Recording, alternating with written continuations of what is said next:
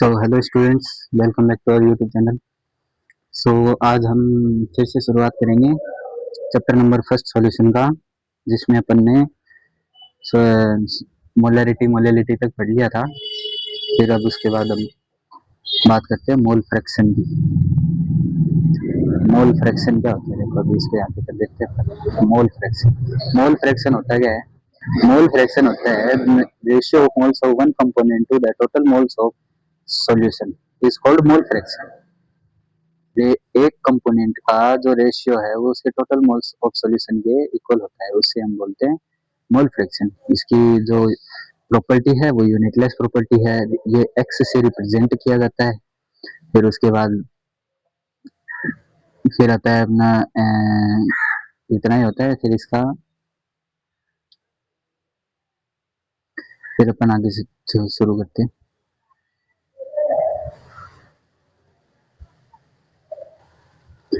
फिर आ जाते हैं अपन इसका जनरल फॉर्मूला क्या होता है। जनरल फॉर्मूला देखो क्या होता है, mole fraction of B.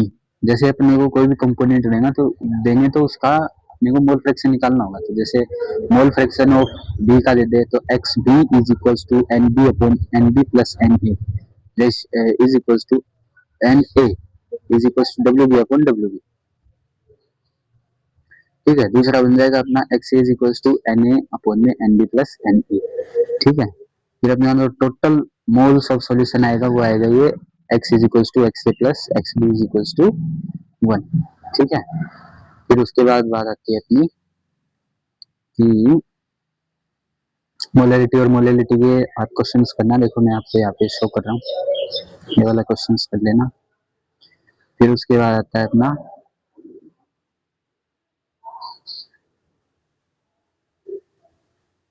Ppm का अपन ने करवा दिया था आपको, पार्ट्स पर मिलियन। पार्ट्स पर मिलियन के एक क्वेश्चन करवा देता हूँ। देखो आपको पार्ट्स पर मिलियन का क्या था, पार्ट्स पर मिलियन होता है 10⁶। ठीक है, percent W W is equals to क्या था ना अपने, percent W W is equals to W B upon में डब्ल्यू इंटू 10⁶। या फिर अपन ने क्या था, mass of solute upon mass of solvent into में अपना कितना 10⁶। तो जैसे क्वेश्चन दे रखा है एक्सप्रेस 15 ppm इन मास परसेंटेज में निकलना। ppm की वैल्यू दे रखी 10⁶।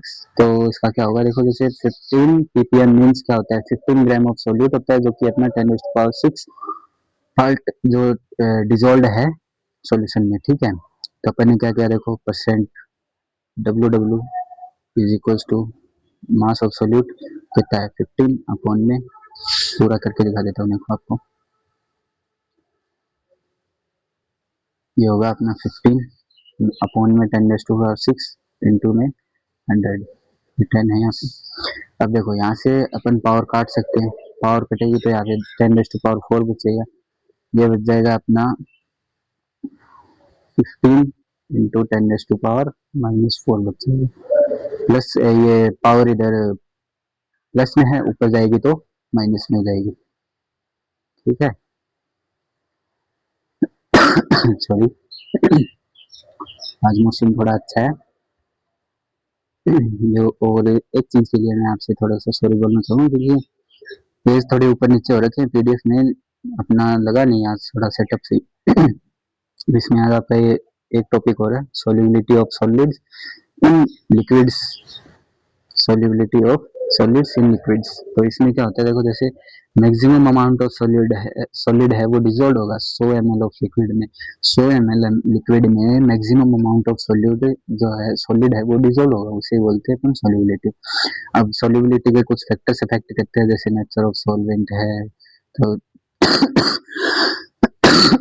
सॉरी नेचर ऑफ सॉल्वेंट का क्या करते हैं अपन देखो। नेचर ऑफ सॉल्वेंट में क्या होता है, solubility of different substances can be explained on the basis of rule like dissolve like means polar means क्या होता है, polar solute dissolved only in polar solvent और similarly non polar solute are more soluble in non polar solvent। तो इसका मतलब क्या है कि जैसे हमने डिफरेंट सब्सटेंसेस होंगे सोलिबिलिटी ऑफ डिफरेंट सब्सटेंसेस की जो सोलिबिलिटी होगी वो एक रूल होता है लाइक डिजोल्व लाइक, इसके बेसिस पे अपन करते हैं। जैसे कि पोलर सोल्यूट है उसमें पोलर सोल्यूट ही मिलेगा और नॉन पोलर में नॉन पोलर मिलेगा। जबकि नॉन पोलर है वो जबकि जो नॉन पोलर सोल्यूट है वो मोर सोल्यूबल है, ज्यादा घुलनशील होता है पोलर नॉन पोलर सॉल्वेंट में। ठीक है, तो जैसे लाइक जो लाइक है, जैसे अपन ने पोलर सोल्यूट लिया Na+Cl माइनस K+Cl माइनस, फिर उधर भी पोलर सोल्वेंट ले लिया H+OH माइनस। ठीक है, ये एक दूसरे में मोर सोल्यूबल है। फिर अपन ने नॉन पोलर सोल्यूट लिया, नॉन पोलर सॉल्वेंट लिया, तो देखो नॉन पोलर सोल्यूट में क्या लिया अपन ने I2 Sb P4 वैक्स, फिर नॉन पोलर में ले लिया बेंजीन ईथर पेट्रोल। ठीक है, I2 यहाँ पे आयोडीन है। ठीक, तो अपन ने लिया, तो उसमें क्या मैंने आपको क्या बताया अभी, पोलर पोलर से ही मिलेगा, नॉन पोलर नॉन पोलर से ही मिलेगा। जैसे पोलर पोलर में मिला मोर सोल्यूबल, नॉन पोलर में मिला मोर सोल्यूबल। नॉन पोलर को पोलर में अगर डिजोल्व करेंगे तो वो लेस सोल्यूबल होगा। जैसे इसी में भी है, देखो जैसे पोलर को नॉन पोलर के साथ करोगे तो लेस सोल्यूबल होगा। ठीक है, फिर इसके बाद आता है अपना ये अपना कलर चेंज कर लेते हैं। देयर आर, अब एक नोट था यहाँ पे, there are some non polar substances like sugar glucose starch etcetera but still soluble in water since they form intermolecular H bonding with water molecule।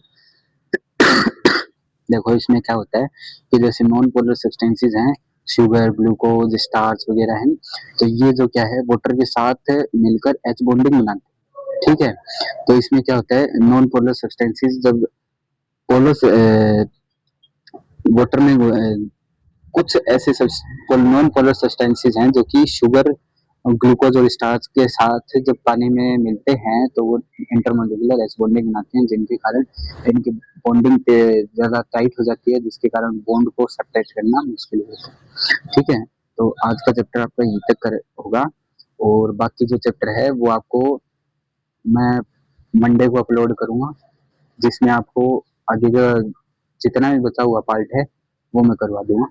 फिर उसके बाद में आपका एक पूरे चैप्टर की वन शॉट सीरीज बनेगी, तो वो आप जरूर देखिएगा, और चैनल को लाइक शेयर और सब्सक्राइब जरूर कीजिए। Thank you.